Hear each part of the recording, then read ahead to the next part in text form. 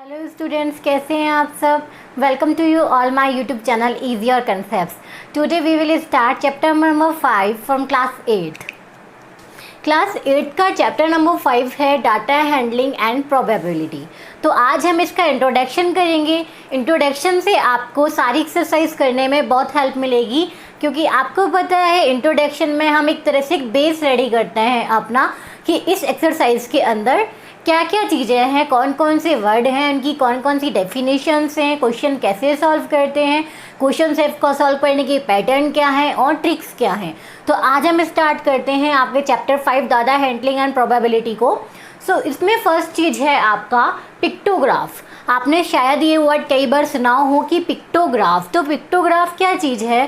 Pictograph है, इसमें एक बड़े बड़े डाटास को पिक्चर से शो करते हैं, इसलिए इसका नाम रखा है पिक्टोग्राफ। एक एग्जाम्पल के लिए यदि आप समझ लो कि एक शॉपकीपर के पास 100 एप्पल है, ठीक है, और उसको अपने 100 एप्पल्स का डाटा अपने पास रखना है कि 100 एप्पल्स कितने दिन में कितने सेल हुए, ये उसके पास लिखा हो, ताकि आगे जाके वो अपना हिसाब लगा सके।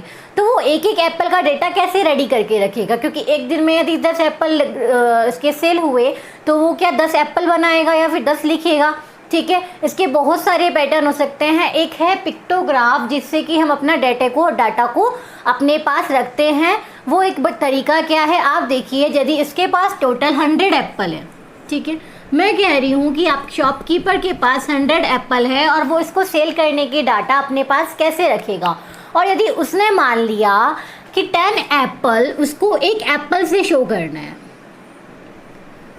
ठीक है, ये मेरा एप्पल है, मेरी ड्राइंग ऐसी है, लेकिन आप समझ लो कि इसका मतलब एक एप्पल है, ठीक है।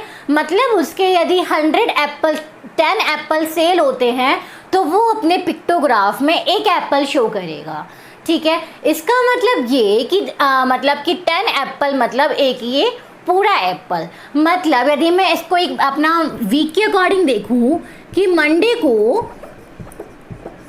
उसके 50 एप्पल सेल हुए, ठीक है, मंडे को उसके 50 एप्पल सेल हुए। मतलब कि क्या है, 10 apple is equal to 1 apple. मतलब इसको शो करने के लिए इसको 5 एप्पल ड्रॉ करने पड़ेंगे। मतलब इस टाइप से 1 2 3 4 एंड 5, ठीक है। यदि वो 5 एप्पल शो करेगा, इसका मतलब मंडे को उसके 50 एप्पल्स जो हैं वो सेल हुए, क्योंकि इसने अपना 10 एप्पल की जगह इसको क्या ठीक लगा कि 10 एप्पल की जगह वो सिर्फ एक एप्पल लिखेगा, ठीक है। और जैसे ही ये ट्यूसडे का डाटा आया, मैंने कहा कि ट्यूसडे को उसके 20 एप्पल सेल हुए।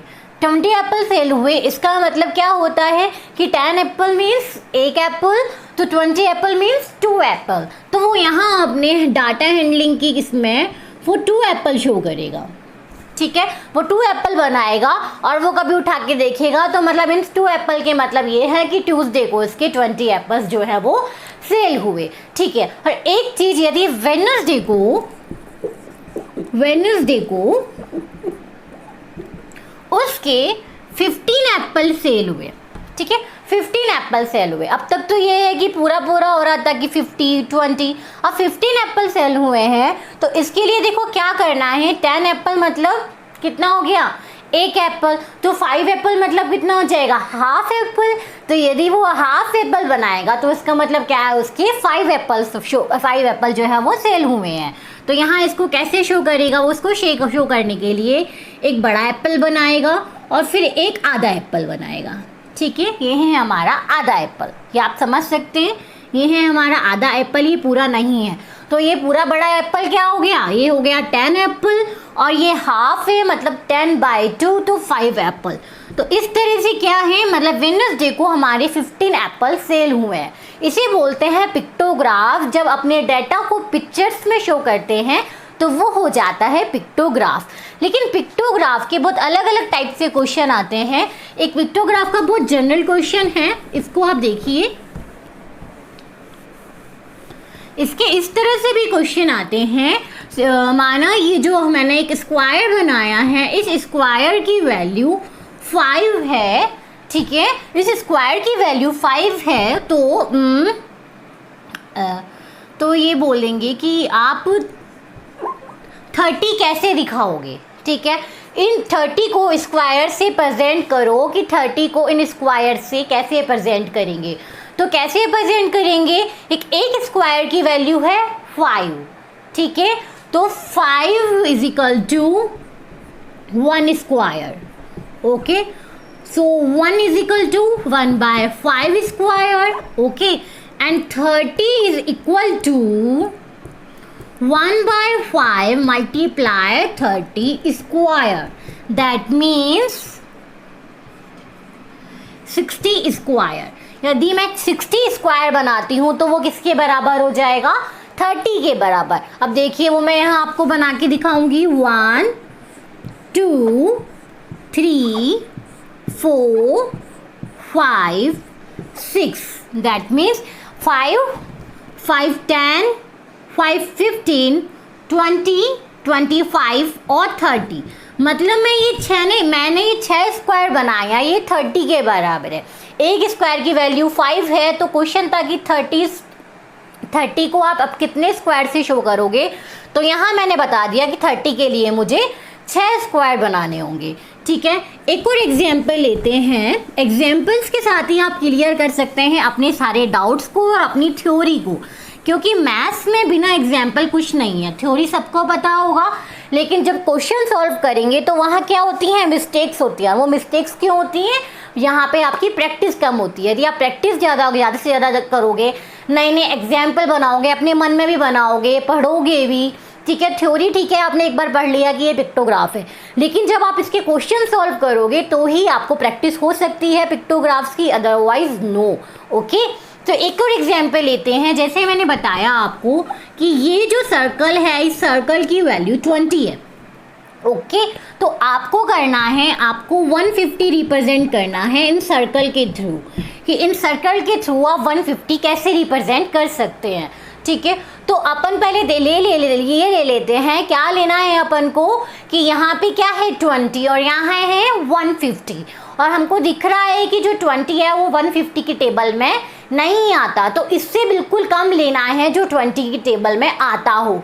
मतलब 150 के बिल्कुल नियर है 140, जो कि 20 की टेबल में आता है। सबको पता है 20 से पूरा डिवाइड है, तो फिर हम वैसे ही इसको कैलकुलेट करेंगे कि 20 is equal to 1 circle, okay.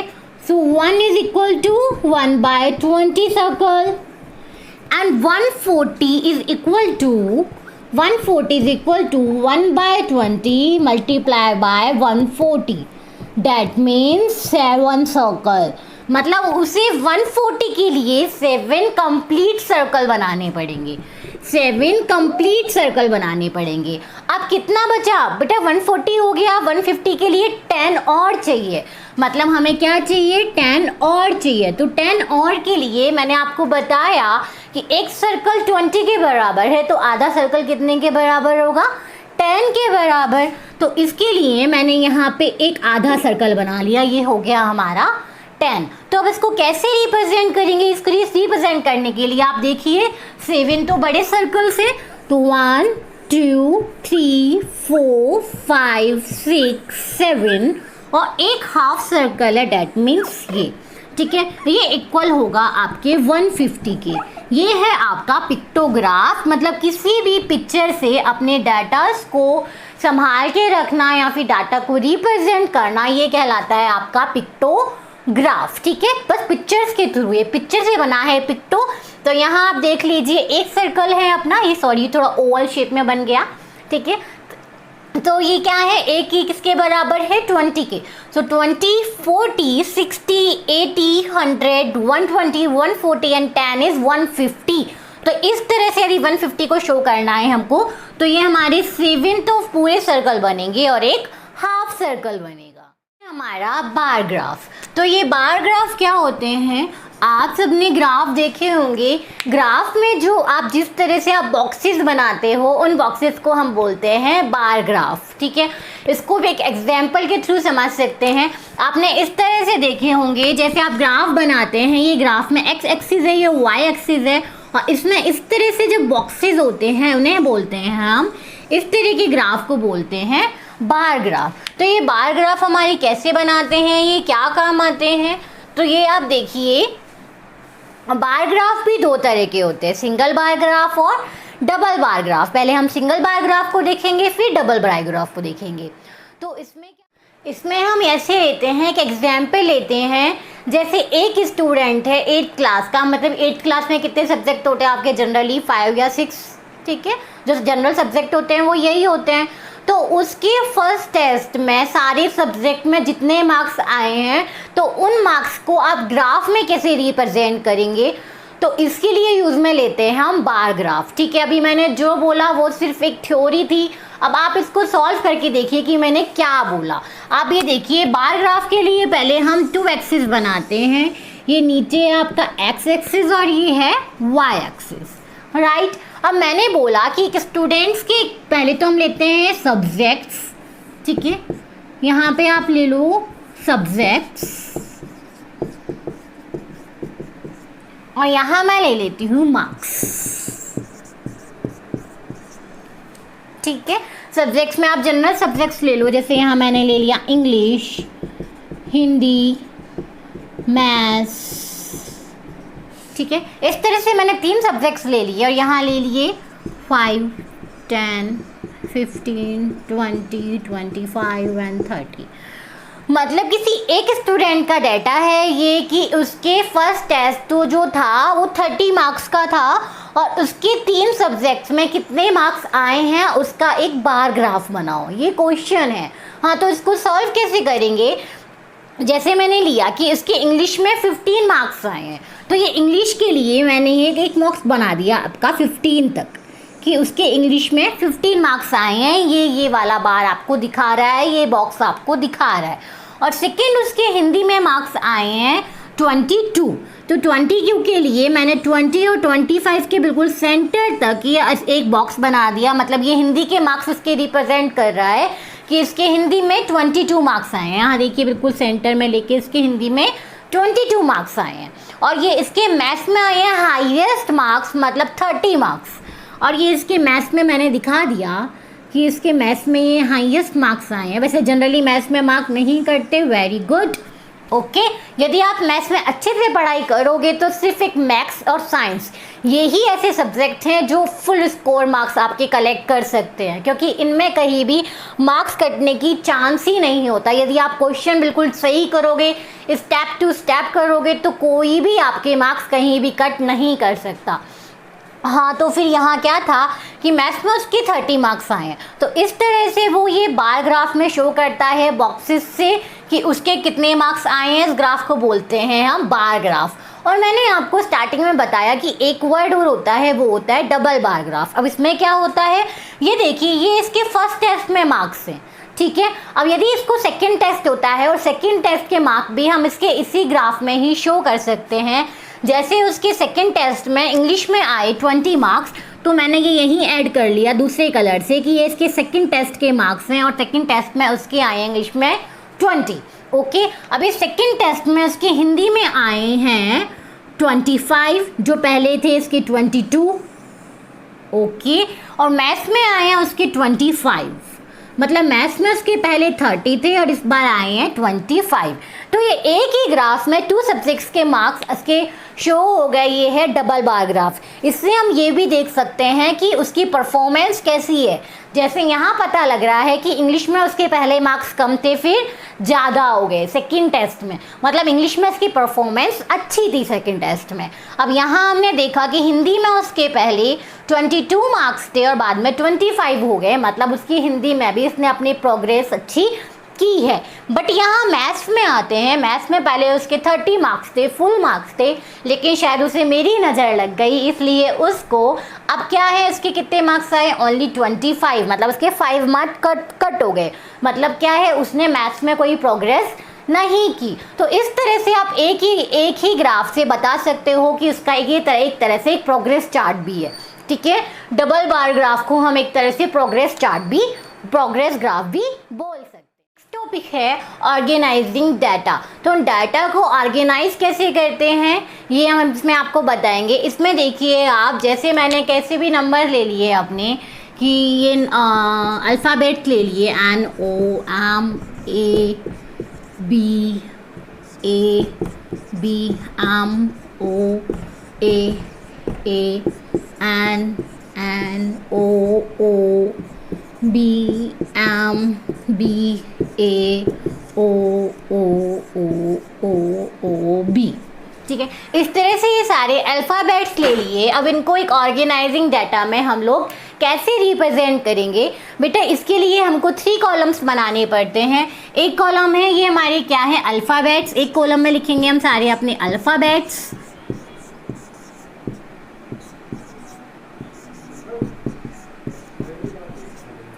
ठीक है, एक कॉलम में हम लिखेंगे हमारी सारे अल्फ़ाबेट्स। सेकंड कॉलम में हम लिखेंगे यहाँ अपने टैली मार्क,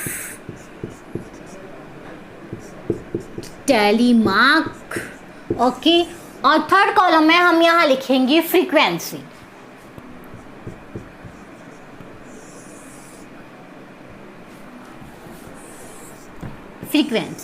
तो इस तरह से इसकी टेबल बनेगी। अब पहले यहाँ पे जो जो अल्फ़ाबेट्स हैं इनको एक बार हम लिख लेते हैं। यहाँ पे कौन कौन से अल्फ़ाबेट्स हैं देखिए आप, यहाँ M है, ओके, O है, N है, A है और B है। तो यहाँ ये 5 अल्फ़ाबेट्स हैं, इनके अलावा कुछ नहीं है, बस ये 5 ही आपस में रिपीट हो रहे हैं।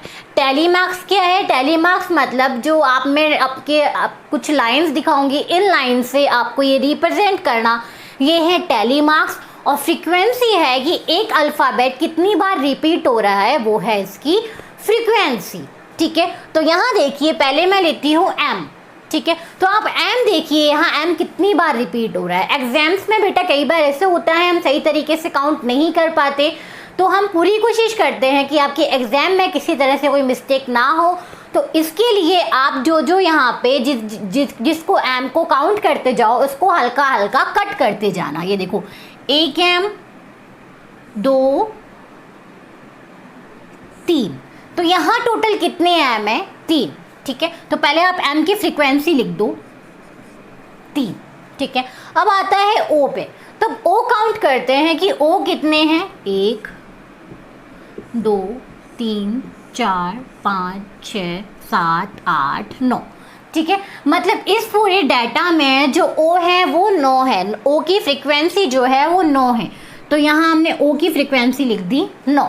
ठीक है, अब आते हैं N कितनी बार है, N की फ्रीक्वेंसी चेक करते हैं, 1 2 3, यस, तो N है 3 बार, तो N की फ्रीक्वेंसी हुई 3। अब A की चेक करते हैं, 1 2 3 4 5, A है आपका 5 बार।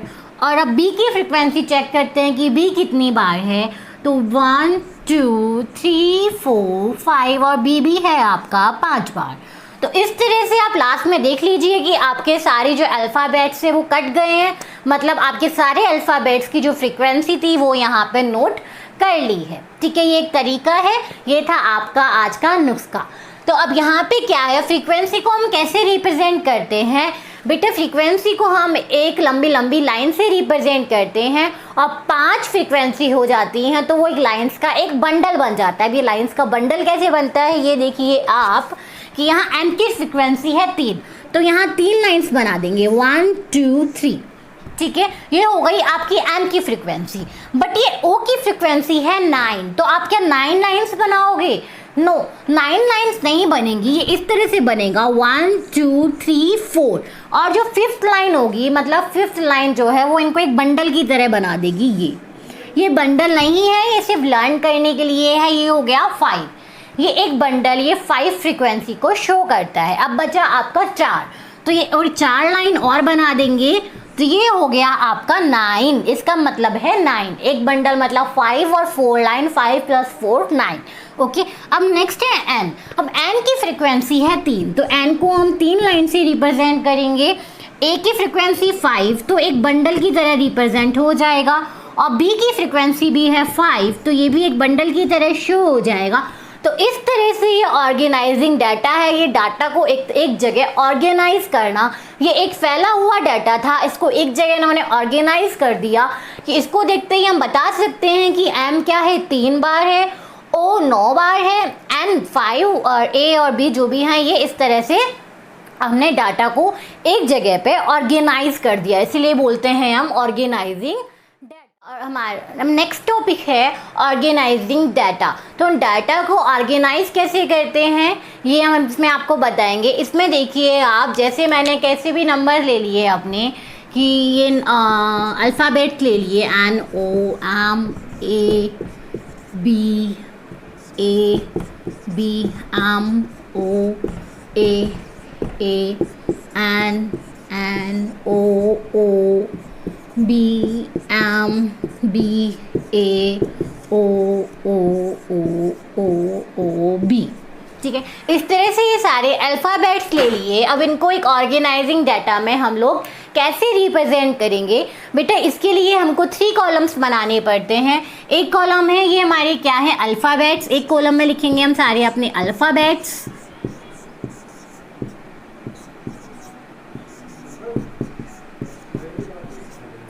ठीक है, एक कॉलम में हम लिखेंगे हमारी सारे अल्फ़ाबेट्स।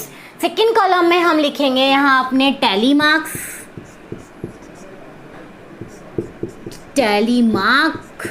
ओके। और थर्ड कॉलम में हम यहाँ लिखेंगे फ्रीक्वेंसी।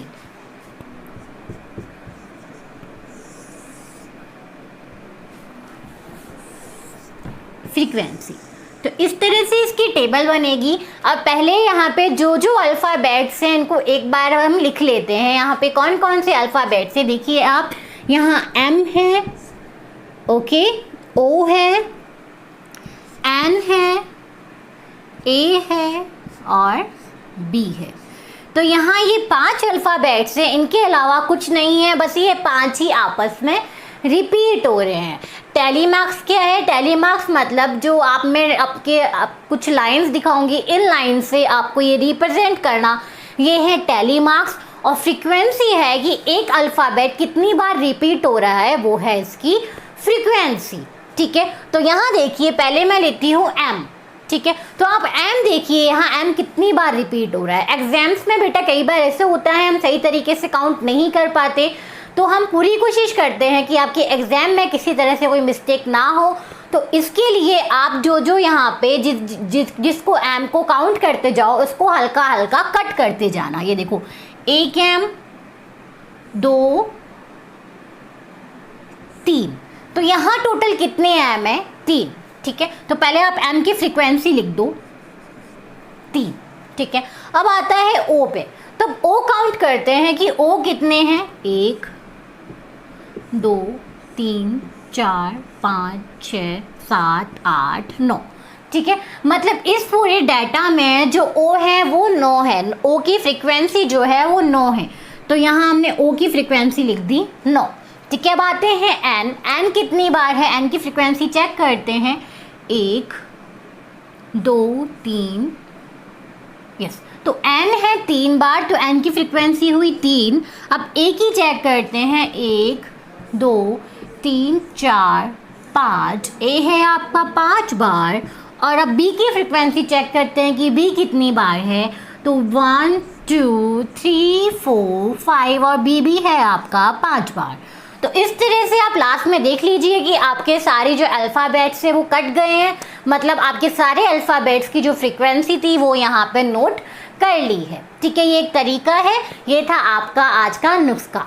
तो अब यहाँ पे क्या है, फ्रीक्वेंसी को हम कैसे रिप्रेजेंट करते हैं बेटा, फ्रीक्वेंसी को हम एक लंबी लंबी लाइन से रिप्रेजेंट करते हैं और 5 फ्रीक्वेंसी हो जाती हैं, तो वो एक लाइंस का एक बंडल बन जाता है। अब ये लाइंस का बंडल कैसे बनता है ये देखिए आप कि यहाँ M की फ्रीक्वेंसी है 3, तो यहाँ 3 लाइंस बना देंगे 1 2 3।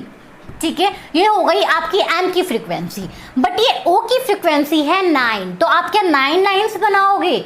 नो, 9 लाइंस नहीं बनेंगी, ये इस तरह से बनेगा 1 2 3 4। और जो 5th लाइन होगी, मतलब 5th लाइन जो है वो इनको एक बंडल की तरह बना देगी।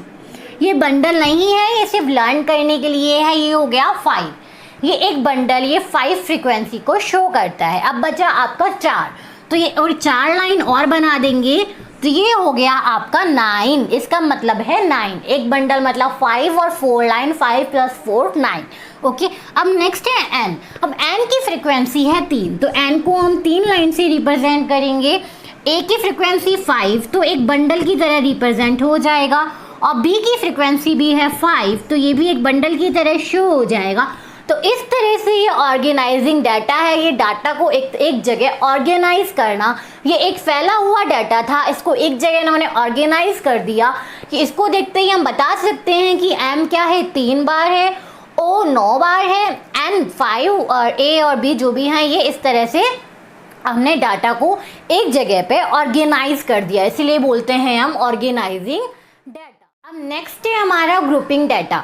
तो ग्रुपिंग डाटा क्या काम आता है, जैसे आप सोच लीजिए कि एक क्लास में 50 स्टूडेंट्स हैं, ठीक है, तो 50 स्टूडेंट्स के नंबर्स के डाटा को रिप्रेजेंट करने के लिए क्या मैं 50 रो बनाऊंगी? ये पॉसिबल है? ये पॉसिबल नहीं है। पॉसिबल है लेकिन थोड़ा सा मुश्किल है। और डाटा को जो है, डाटा क्या होता है, चीज़ों को छोटी जगह में स्टोर करने की एक बहुत ही सही तरीका है। तो इसके लिए हम यूज़ करते हैं ग्रुपिंग डाटा। इसमें हम ग्रुप्स बना के स्टूडेंट्स के डाटा को शो कर लेते हैं, रिप्रेजेंट करते हैं। तो इसमें देखो फर्स्ट ग्रुप होता है हमारा क्लास इंटरवल, सेकंड है टैली मार्क्स, टैली मार्क्स वो जो स्टिक से शो होते हैं, और थर्ड है हमारा फ्रीक्वेंसी। ओके, तो इसमें जैसे मैंने बोला जैसे मैंने अलग अलग मार्क्स लिए कि 0 से 10 मार्क 4 बच्चों के आए हैं, तो मतलब यहाँ मार्क है 0 से 10, इसमें 0 भी है, 1 भी है, 2 भी है, 3 भी है, 4 5 6 7 8 9 10 तक हैं, ठीक है। तो 0 से 10 तक मार्क 4 बच्चों के आए हैं, तो इनको रिप्रेजेंट कैसे करेंगे हम? 1 2 3 4 स्टिक से, ठीक है। अब मैंने नेक्स्ट लिया 11 से 20, ठीक है, 11 से 20 मार्क्स 8 बच्चों के आए हैं, तो मतलब इसे हम कैसे रिप्रेजेंट करूंगी? 5 का एक बंडल, 1 2 3 4 5 एंड 6 7 8, ये हो गया आपका 8। और मैंने लिया फिर 20 से 30 मार्क्स 10 बच्चों के आए हैं, तो यहाँ मैंने क्या है 2 बंडल बना दिए, क्योंकि एक बंडल का मतलब होता है 5, ठीक है। तो इस तरह से हमने ये ग्रुप्स में रिप्रेजेंट कर दिया कि ये जो 0 से 10 तक के मार्क्स हैं ये 4 बच्चों के आए हैं, 11 से 20 तक के मार्क्स हैं जो 8 बच्चों के आए हैं, और ये 20 से 30 तक के मार्क्स हैं ये 10 बच्चों के आए हैं। तो ये था हमारा ग्रुपिंग डाटा। हमारा पाई चार्ट। अब ये पाई चार्ट कैसे बनाते हैं, आपने कई जगह देखा होगा कि इस तरह से एक सर्कल होता है, और इस सर्कल में इस तरह से अलग अलग सर्कल डिवाइड होते हैं, और इनमें लिखा होता है इंग्लिश, हिंदी, मैथ्स, संस्कृत, ठीक है। मतलब ये क्या है कि ये एक सर्कल है, समझ लो ये उसकी मार्कशीट है, उसमें इस अमाउंट में जो नंबर आए हैं वो इंग्लिश के हैं, ये इतना अमाउंट हिंदी का है, इतना जो मार्क्स है वो उसके मैथ्स के हैं, और ये मार्क्स उसके संस्कृत के हैं। तो जब इस तरह से एक ही सर्कल में सारे मार्क्स पोर्शन से हम बताते हैं तो ये है एक पाई चार्ट। तो इस पाई चार्ट को हम ड्रॉ कैसे करते हैं, ये चीज़ बहुत इम्पॉर्टेंट है कि इस पाई चार्ट को ड्रॉ कैसे करते हैं। जैसे मैंने लिया कि उसके जैसे यहाँ ले लेते हैं इंग्लिश, मैथ्स एंड बायो, ठीक है। English, maths and bio 3 subjects हैं, और यहाँ मैंने लिया कि मैथ्स में उसके 50% मार्क्स आए हैं, इंग्लिश में इसके 25% मार्क्स आए हैं, एंड बायोलॉजी में इसके 25% मार्क्स आए हैं। तो इसको आप पाई चार्ट में कैसे रिप्रेजेंट करेंगे? तो बेटा इसको पाई चार्ट में रिप्रेजेंट करने के लिए पहले हम इसको फैक्टर में चेंज करेंगे, उसके बाद इनके सेंटर एंगल निकालेंगे, और उसके बाद इनको पाई चार्ट में बनाएंगे कि कैसे बनते हैं। लंबा प्रोसेस है, ये सिर्फ इंट्रोडक्शन है, अभी आप थोड़ा सा समझने की कोशिश कीजिए। जब एक्सरसाइज आएगी तब आप इससे रिलेटेड 5 या 6 क्वेश्चंस करोगे और एग्जाम्पल्स भी करोगे, तभी इसको लेके सारे डाउट्स आपके क्लियर हो जाएंगे। हाँ, तो फर्स्ट मैंने क्या बोला कि फर्स्ट हम इनको फैक्टर में कन्वर्ट करते हैं। Yes, 25, 25 and 50%। अब इनको कन्वर्ट करेंगे हम फैक्टर में। हमें पता है 1% का मतलब होता है 100, यस 1% का मतलब होता है 100, तो यहाँ इसको फैक्टर में कन्वर्ट करने के लिए हो जाएगा 25/100, 25/100 और नीचे 50/100। ठीक है, यहाँ ये फैक्टर में कन्वर्ट हो गए। यहाँ लिखा है परसेंट, इसलिए फैक्टर में कन्वर्ट करने के लिए मैंने क्या किया, 100 से डिवाइड किया। यदि ये परसेंट में नहीं होता, ये सिर्फ मार्क्स होते कि इंग्लिश में 25 मार्क्स आए हैं, मैथ्स में 50 मार्क्स आए हैं, बायोलॉजी में 25 मार्क्स आए हैं और ये मार्क्स आए हैं इसके 70 में से, मतलब उसके मैथ्स में 70 में से 50 मार्क्स आए हैं, बायो में 70 में से 25 मार्क्स आए हैं। यदि इस तरह का डाटा होता तो अबव में क्या लिखा जाता, 70। ठीक है, बट ये क्या है, ये परसेंटेज में है, इसलिए इसको किससे डिवाइड किया मैंने, 100 से। तो ये हो गया फैक्टर। और नेक्स्ट है फिर हम निकालेंगे इसके सेंटर एंगल।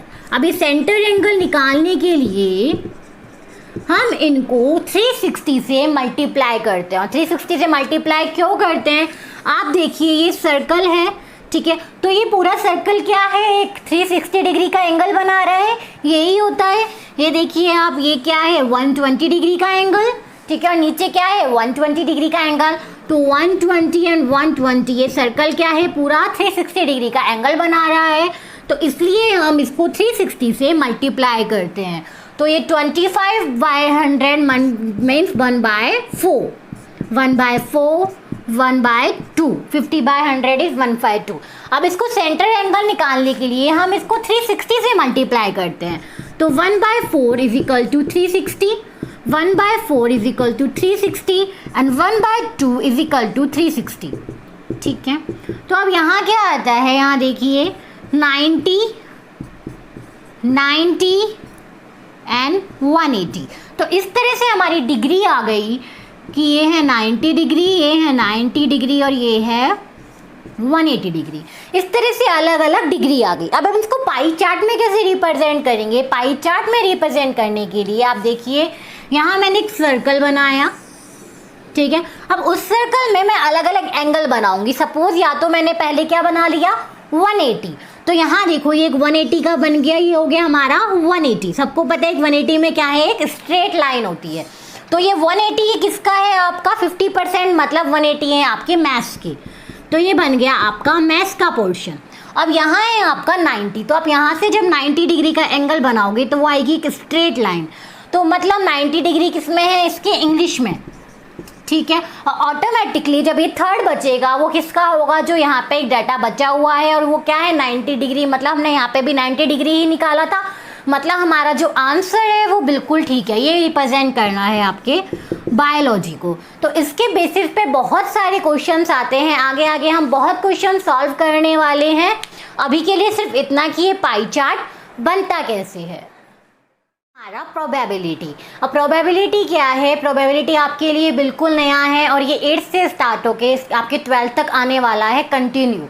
तो प्रोबेबिलिटी क्या है, ये है एक तरह से संभावना।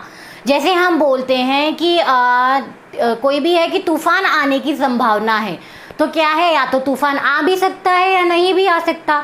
जैसे हम बोलते हैं बारिश आने की, तो मौसम के अकॉर्डिंग बारिश आने की प्रोबेबिलिटी कितनी है, तो ये हम करते हैं, इसे कहते हैं प्रोबेबिलिटी, मतलब संभावना कितनी है, उस चीज़ को आने की संभावना कितनी है, ये होता है हमारा। प्रोबेबिलिटी का आपका एक फॉर्मूला है, फॉर्मूला में है number of favourable outcomes divide by total outcomes.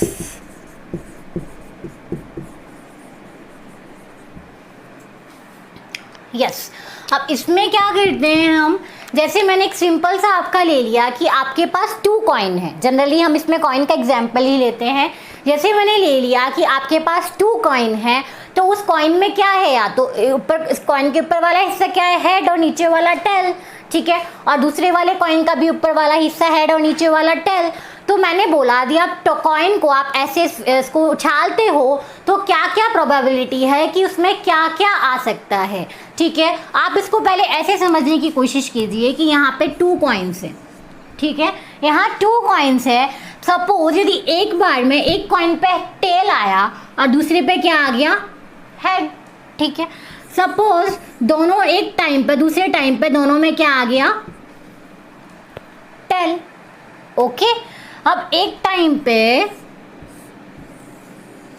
एक में आया आपका हेड,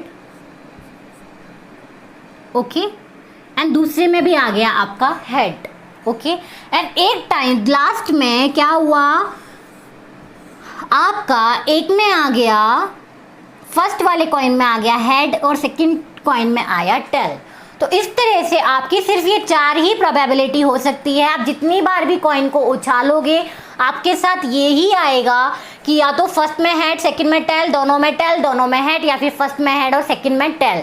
ये है आपकी प्रोबेबिलिटी। आप उछाल के देख लीजिए, जितनी बार भी उछालोगे तो ये ही आना है। ये कोई मैजिक नहीं है, ये प्रोबेबिलिटी है। तो इस प्रोबेबिलिटी को कैसे शो करते हैं? Number of favourable outcomes and total outcomes, ठीक है। जैसे मैंने बोला आपको कि एक डाइस लेते हैं, उस डाइस में क्या होता है, 1 से 6 तक होते हैं, 5, 6, ठीक है। और मैंने आपको बोला कि वहाँ एक आने की कितने चांसेस है, कितनी बार एक आ सकता है। तो हमारे according number of favourable outcomes, जो एक आएगा वो एक बार में एक ही आएगा। एक डाइस में जो एक है वो एक बार में एक ही आएगा। तो वो नंबर ऑफ फेवरेबल आउटकम्स ये हैं हमारे एक। एंड टोटल आउटकम्स, टोटल कितने आउटकम्स है? 6, ठीक है, क्योंकि 6 बार हम करेंगे तो 6 में से कितना आएगा इसका? एक बार। तो टोटल आउटकम्स हैं आपकी 6। तो यहाँ आपकी प्रोबेबिलिटी हो गई 1/6, इसे बोलते हैं प्रोबेबिलिटी, ओके। एक और एग्जाम्पल लेती हूँ। यदि मैंने बोला कि डाइस में 3 से कम नंबर आने की कितनी प्रोबेबिलिटी है, कि जो 3 से कम नंबर आएंगे, मतलब कितने नंबर आएंगे, या तो 1 या 2, मतलब नंबर ऑफ फेवरेबल आउटकम्स कितने हैं? 2, okay. And number of total outcomes हैं आपके 6। तो इस तरह से प्रोबेबिलिटी हो गई 1/3। तो ये तो हमारी थी सिर्फ इंट्रोडक्शन वीडियो। आगे एक्सरसाइज में हम प्रोबेबिलिटी और डाटा हैंडलिंग के एक एक क्वेश्चन को सॉल्व करेंगे और उसकी ट्रिक्स भी बताएंगे और एक एक एग्जाम्पल भी शो करेंगे। यदि आपको मेरी ये वीडियो पसंद आती है तो मेरी वीडियो को लाइक कीजिए और मेरे चैनल को सब्सक्राइब कीजिए। ऐसे ही हम मैथ्स और साइंस को बिल्कुल ईजी लैंग्वेज में सिखा के मैथ्स और साइंस को बहुत ईजी बनाते हैं। My channel name is ease your concepts. मेरे चैनल को सब्सक्राइब कीजिए। Thank you.